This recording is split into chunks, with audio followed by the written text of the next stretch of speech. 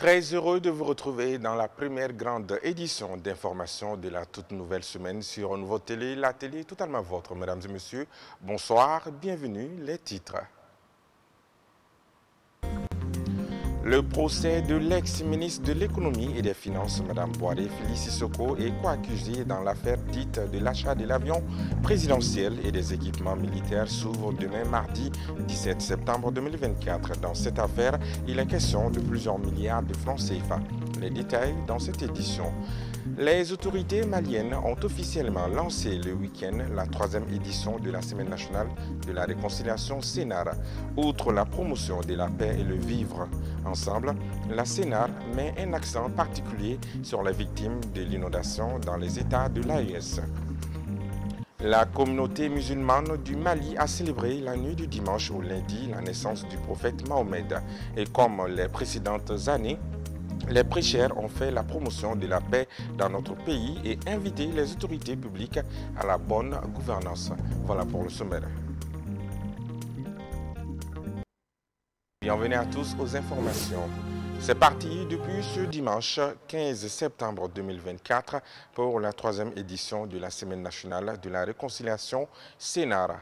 La cérémonie de lancement officiel a eu lieu à Gao en présence des membres du gouvernement du Mali, du Burkina Faso et du Niger. Elle vise essentiellement à renforcer la paix, la cohésion sociale et le vivre ensemble au Mali en particulier et dans l'espace AES en général. Compte rendu, Gabriel Keita. Solidarité et unité nationale autour des victimes des inondations dans l'espace AES. Tel est le thème retenu pour la 3e édition de la Semaine nationale de la réconciliation CNAR. Cette initiative a pour objectif de renforcer la solidarité et consolider l'unité au sein de la Confédération AES, tout en apportant un soutien concret aux populations affectées par les récentes inondations dans les 3 pays de l'AES. La Semaine nationale de la réconciliation constitue un cadre adéquat, une opportunité de mobiliser tous les peuples maliens à l'intérieur comme à l'extérieur autour du vivre ensemble et la stabilité du Mali.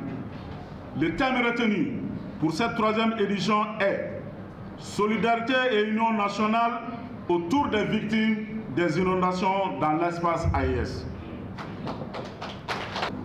En 2024, une nouvelle tragédie est venue aggraver la situation déjà fragile du pays, notamment des inondations dévastatrices qui ont causé des dégâts matériels massifs et des pertes en vies humaines, faisant des milliers de sinistrés dans tout l'espace de la Confédération AES.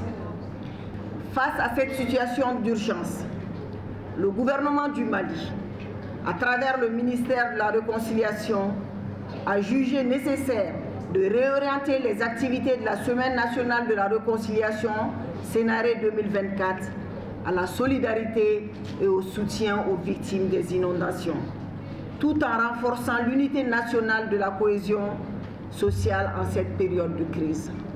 Les ministres nigériens et burkinabés qui ont fait le déplacement à Gao ont rappelé l'importance de cette semaine dédiée à la réconciliation et à la paix et surtout pour le choix du thème qui est parfaitement adapté au contexte multidimensionnel que traversent les pays membres de l'AES.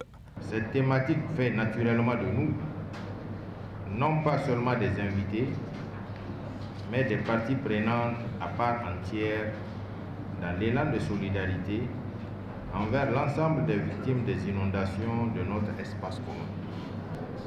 La fragilisation du tissu social dans nos pays respectifs nous recommande aujourd'hui d'inventer des modèles appropriés de réconciliation au sein de nos communautés pour espérer un réel développement économique et social de nos pays. Je me réjouis d'être avec vous aujourd'hui à Gao pour célébrer la Semaine nationale de la réconciliation, qui est une merveilleuse idée à louer, à encourager et à accompagner pour l'aboutissement du processus de réconciliation tant recherché dans notre espace. La Semaine nationale de la réconciliation CNAR est une initiative du gouvernement du Mali à travers le ministère de la Réconciliation, de la Paix et de la Cohésion nationale. Et pour promouvoir la paix et la cohésion sociale, plusieurs activités sont au programme au cours de cette semaine. Retour à Bamako, la première journée de la Sénat a été marquée dans les églises par des séances de prière et de bénédiction des victimes d'inondations dans les pays de l'AES et pour le retour de la paix et de la cohésion sociale. Gabriel Keita nous revient. Ce dimanche 15 septembre 2024, après le lancement des activités de la Semaine nationale de la réconciliation à Gao, les activités ont démarré à Bamako avec des séances de prière. Conformément au thème Unité nationale autour des victimes de l'inondation dans l'espace AES. Nous sommes là aujourd'hui dans le cadre de la réconciliation, c'est-à-dire que la Sénat, qui est instituée de l'article 7 à la loi numéro 219-042 au 24 juillet 2019. Nous sommes là aujourd'hui, c'est pour renforcer la paix, la réconciliation nationale et la cohésion sociale entre nous Maliens. Cette troisième édition de la Sénat, à travers le ministère de la réconciliation, c'est pourquoi le ministre de la Réconciliation a choisi avec tout l'espace AES, le Mali, le Burkina, le Niger, qui ont choisi la solidarité, l'unité autour des victimes des inondations. Cette initiative est vivement saluée par les dirigeants de l'Église qui ne cessent de faire des prières pour le pays en ces moments difficiles-là. C'est la vocation de l'Église, voilà, d'être solidaire, de prôner la solidarité agissante. Et donc notre message, c'est de faire appel encore une fois en plus, puisque je sais que c'est fait, mais l'Église aussi se joint à tous les messages qui sont passés pour demander à chacun d'ouvrir son cœur et d'avoir un cœur de partage, que ceux qui sont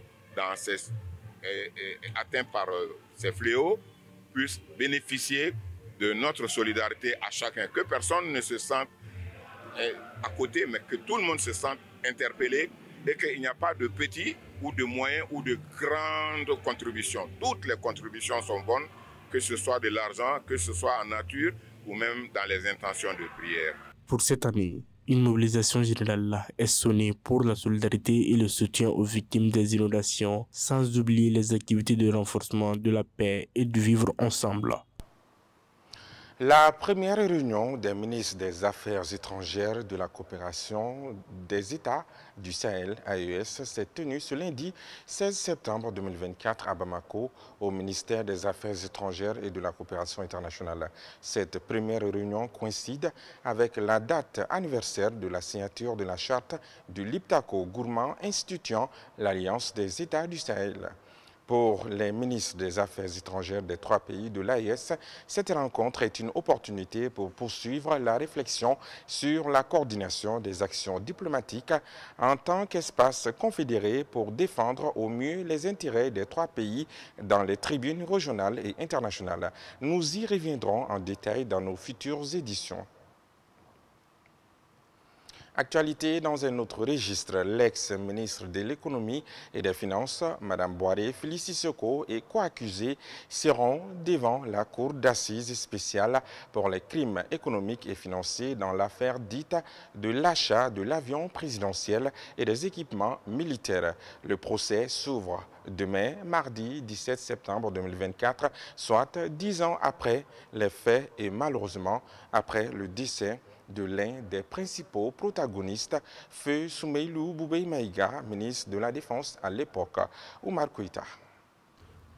Après le procès marathon du roi du coton Bakary Togola le mois dernier, on s'attendait à la clôture en août de la cour d'assises spéciale pour les crimes économiques et financiers, ouverte en juillet après le jugement de 51 affaires.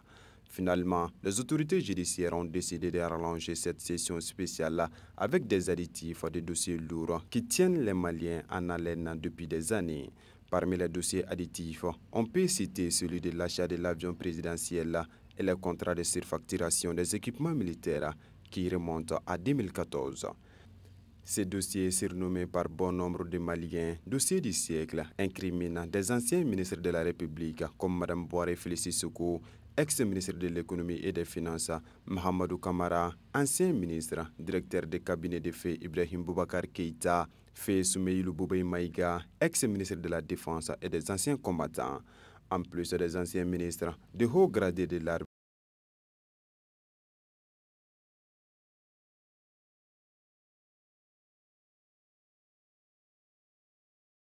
Mais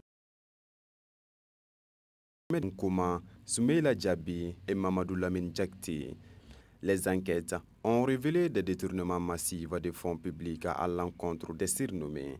L'achat de l'avion présidentiel a coûté environ 18,9 milliards de francs CFA avec des irrégularités financières et des fraudes avérées à 28,5 milliards de francs CFA pour l'ensemble des dossiers. Le montant total des irrégularités dans les contrats d'acquisition d'équipements militaires s'élève à 69 milliards de francs CFA.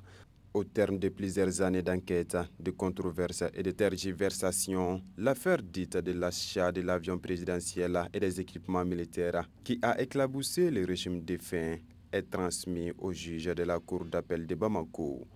Des sources judiciaires, le procès s'ouvre ce mardi 17 septembre en marge de la session spéciale pour les crimes économiques et financiers des assises en cours. Les juges de la Cour d'assises spéciale devront, dans un délai court, éplucher de fond en comble ce dossier afin de prouver ou non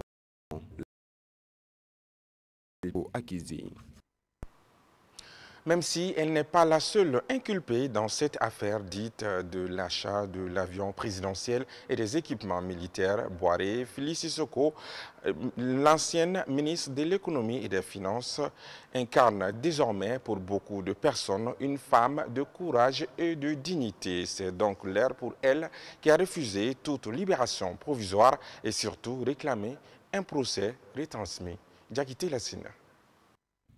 Placée sous le mandat de dépôt depuis 3 ans, précisément le 26 août 2021, elle a toujours clamé son innocence. Elle a même adressé une lettre ouverte au président de la transition et sollicité un jugement dans un délai raisonnable. Madame Boiré Félix Sissoko a aussi et surtout refusé de payer une caution de 500 millions de francs CFA pour bénéficier d'une liberté provisoire. Un choix qui a renforcé la sympathie de beaucoup de Maliens qui croient déjà à son innocence et voient en elle une femme courageuse et digne. Et selon des sources concordantes, elle aurait même réclamé des audiences publiques et retransmises par les médias, certainement pour prendre à témoin l'opinion. C'est donc l'heure de vérité pour elle et pour les Maliens, ainsi que la justice qui joue aussi sa crédibilité.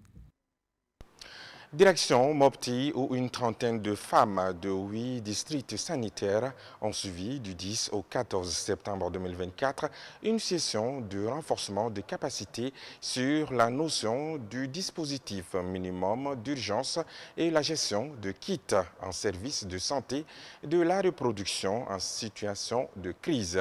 Il s'agit notamment des cas de violence basés sur le genre, la prévention contre les infections sexuellement transmissibles et le VIH-Sida, les grossesses non désirées et l'espacement de naissance.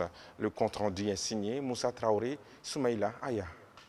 Il s'agit à travers cette formation de renforcer la capacité locale de riposte et d'adaptation aux situations d'urgence dans l'offre de services essentiels en santé sexuelle et reproductive en vue de mobiliser les prestataires cliniques de première ligne en cas de crise humanitaire. Durant les 5 jours de formation, les modules centrés sur les mécanismes de coordination pour la mise en œuvre du dispositif minimum d'urgence et la gestion des kits en service de santé de la reproduction ont été évoqués avec les participants. Et pour appuyer la réponse humanitaire, UNFPA a jugé bon, d'après les évaluations qui ont été menées, de renforcer les capacités des acteurs. La représentante de l'UNFPA souligne également l'intérêt d'une telle initiative, notamment en termes de partage d'expériences, de compétences et de renforcement des capacités au profit des populations qui en auront besoin en situation d'urgence. Nous souhaitons également qu'elle constitue pour nous un pool de personnes, de ressources. Parce que quand on fait des évaluations sur terrain, ces sages-femmes seront également contactées pour appuyer des évaluations sur terrain, surtout dans le domaine de santé sexuelle, reproductive. Avec les défis posés par l'afflux des personnes déplacées internes, sans compter les inondations et la situation d'insécurité dans le centre, il y a aujourd'hui une urgence selon les autorités sanitaires de disposer d'un personnel de santé formé sur les situations de crise et capable d'apporter des réponses urgentes, surtout en matière de santé de la reproduction. Et si nous avons réellement un problème, c'est au niveau du personnel.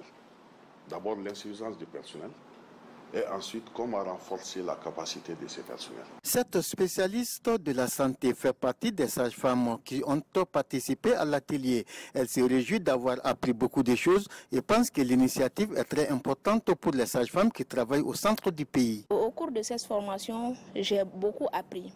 Car si tu parles de demi, tu dois parler de ses composantes. Donc ces composantes nous permettent de faire la prise en charge correcte au cours de cette crise-là. Sauvez la maman, sauvez le bébé, tape les mains, tape les mains, tape les pieds, tape les bras. Merci, merci. C'est donc sur ces notes de chanson pour la gloire du métier des sages-femmes qu'a pris fin la session de formation des 5 jours des sages-femmes qui s'inscrit dans le cadre de la préparation et réponse aux urgences humanitaires. L'initiative est soutenue financièrement par le Fonds des Nations Unies pour la population INFPA au Mali. Dans un autre registre, une attaque terroriste a été perpétrée le samedi dernier contre des cars dans les localités de Parou et de Songobia, région de Bandiagara. Après avoir brûlé les véhicules, les malfaiteurs sont partis avec près de 150 otages. Aux dernières nouvelles, on apprend la libération de plus de 72 otages, tous de Koro. Alamako Djibati. En effet, une attaque a été perpétrée contre un convoi de transport sur l'axe Parou-Songobia dans la matinée du samedi 14 septembre 2024. Selon les informations recueillies par les médias locaux, l'attaque a commencé à 11h et s'est poursuivie jusqu'à 14h. C'est au total 3 cars venant de Koro qui ont été simultanément interceptés par les bandits armés terroristes. Les cars ont tous été brûlés après les avoir pilés. Ils appartiennent aux compagnies Air Nyende, Air Kona et Air Kilimanjaro. Les passagers femmes ont été contraints de repartir à Bankas à pied alors que les hommes ont été conduits dans la nature par les ravisseurs. Heureusement, on n'aurait pas enregistré de pertes en vies humaines. Mais plusieurs otages ont pu s'échapper quelques heures après les rapts. Hier dimanche, on a appris que 72 otages, tous de Koro, ont été libérés sans aucun détail sur les conditions. Depuis 2021, les attaques contre les cars de transport en commun et l'enlèvement des passagers sont devenues monnaie courante dans les régions de Badjangara. On est d'ailleurs toujours sans nouvelles de certains otages. Actualité oblige, parlons à présent de Maouloud. La communauté musulmane du Mali a célébré dans la nuit du dimanche au lundi la naissance du prophète Mahomet. De la rive gauche à la rive droite, le Maouloud a été commémoré sur plusieurs endroits du district de Bamako par les fidèles musulmans. Et partout, on a prié pour la stabilité, le retour d'une paix durable dans le pays, tout en invitant les autorités publiques à la bonne gouvernance. Le reportage est signé Bakari M. Sidibé.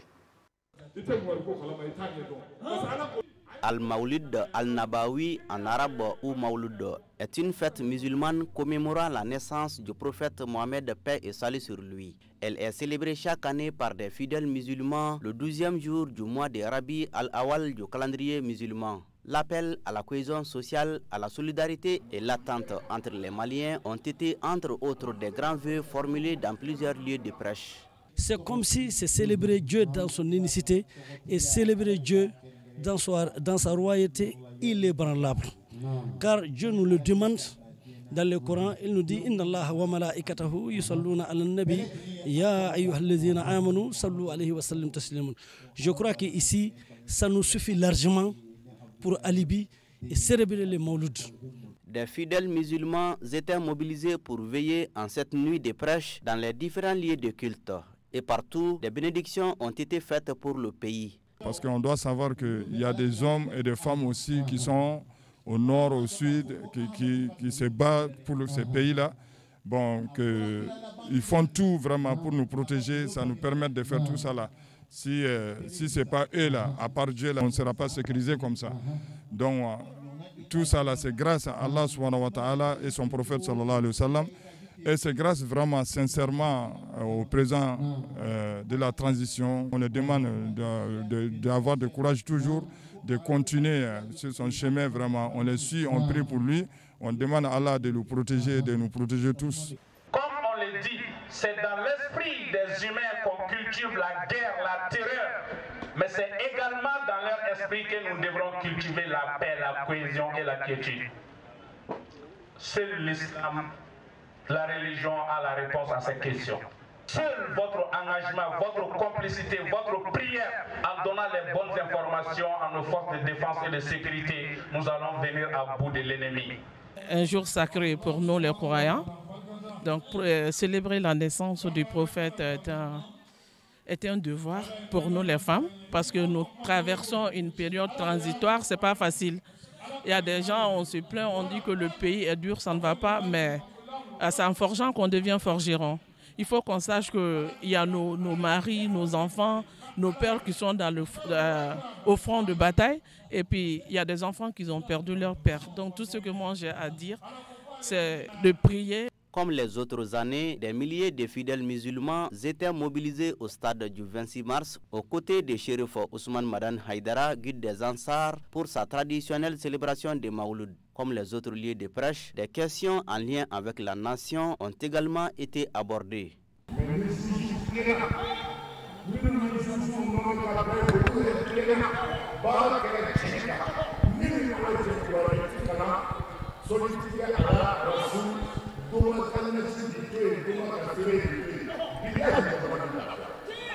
Avec la bonne distribution de la justice, la bonne gouvernance, le pays retrouvera la paix et la stabilité. Le favoritisme est la source de nombreux problèmes dans notre pays. Notre mission, nous les leaders musulmans, c'est de rappeler les autorités à ces valeurs. Ceux qui mettront en pratique ces principes verront les résultats. C'est un cadeau que j'offre chaque année à nos autorités. Le ministre des Affaires religieuses et des cultes aux côtés des musulmans pendant cette soirée a saisi l'occasion pour inviter les fidèles musulmans à l'union et à continuer de prier pour le pays. La ville de Ségou n'est pas restée en marge de la célébration du Maouloud. Comme les autres années, les familles maraboutiques de la cité des Balanzans ont célébré cette date par des séances de prêche, de lecture coranique et de bénédiction pour le pays. Mohamed Lamine Sourouba a fait le tour de quelques grandes familles maraboutiques de la ville. Suivant son compte-rendu.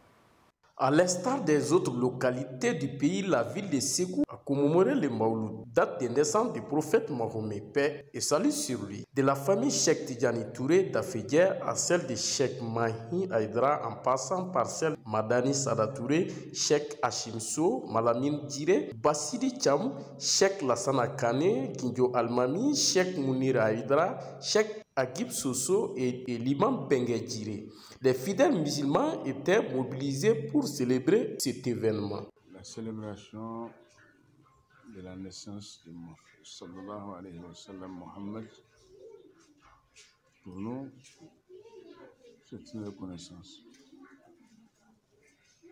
Reconnaissance de notre part, tous les musulmans entiers, partout dans le monde. Tous les musulmans, nous disons ensemble La ilaha illallah, Muhammadun Rasulullah, paix d'Allah soit sur eux. Lecture du Coran, prêche, zikr sont entre autres activités dans ces différentes familles à Ségou pour célébrer la date de la venue au monde du prophète Mahomet, paix et salut sur lui. Dans ces différentes familles, des adeptes en plus de la ville de Ségou ont fait le déplacement de plusieurs localités de la région pour célébrer cet événement important auprès de leurs maîtres spirituels. C'est une reconnaissance, car d'autres musulmans, c'est une chance, une opportunité pour nous, pour tout le monde entier. L'islam, c'est la soumission totale du cœur des actes au bon Dieu Allah subhanahu wa ta'ala. Cette célébration a été mise à profit par ces familles maraboutiques de la cité de Balanza, non seulement pour rappeler les fidèles musulmans à Dieu, mais aussi pour faire des bénédictions pour le retour de la paix et de vivre ensemble au Mali et dans le monde entier. Ainsi s'achève cette session d'information, la première de la toute semaine. Merci de l'avoir suivi avec attention. Que la paix et la grâce de Dieu soient sur le Mali. Amen. Bonne fête de Maouloud à tous. À bientôt.